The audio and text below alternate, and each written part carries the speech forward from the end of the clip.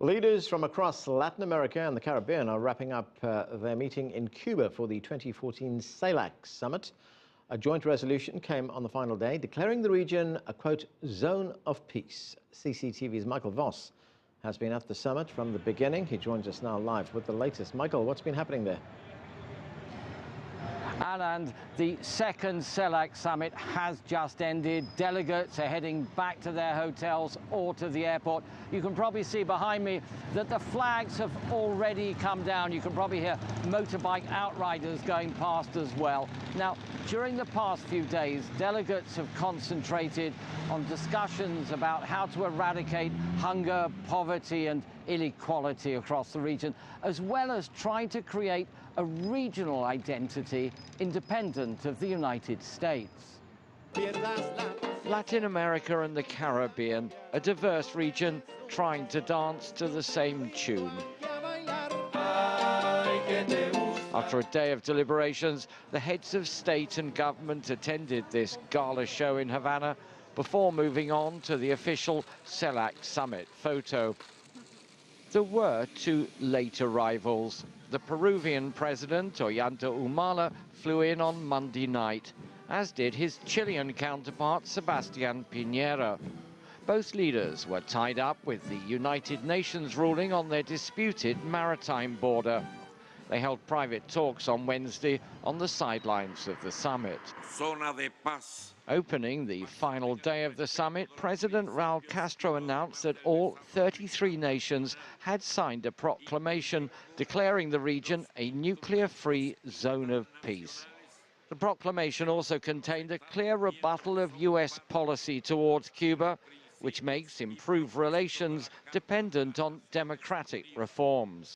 De respetar plenamente. We fully respect the inalienable right of every state to choose its own political, economic, social, and cultural system.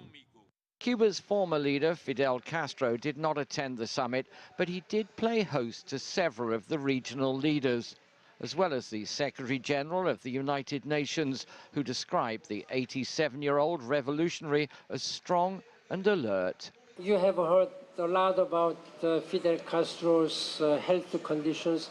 I was very much touched and deeply impressed by his very spiritually alert, and even physically he was very strong. The CELAC presidency for the coming year now passes on to the Central American nation of Costa Rica. Politically, poles apart from Cuba, but united in the goal of making this an independent regional bloc.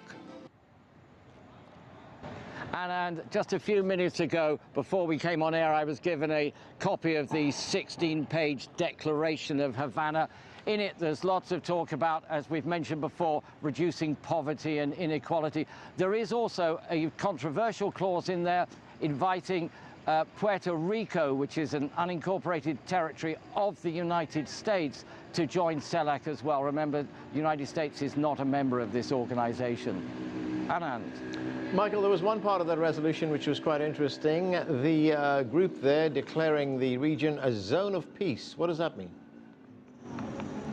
Well, they say there will be no nuclear weapons in the area. They'll resolve disputes by political means, although there is a long way to go in terms of peace. Of the 50 most violent cities in the world, 41 of them are in Latin America, and the top 10 are made up exclusively of Honduras, Brazil, Mexico, and Venezuela.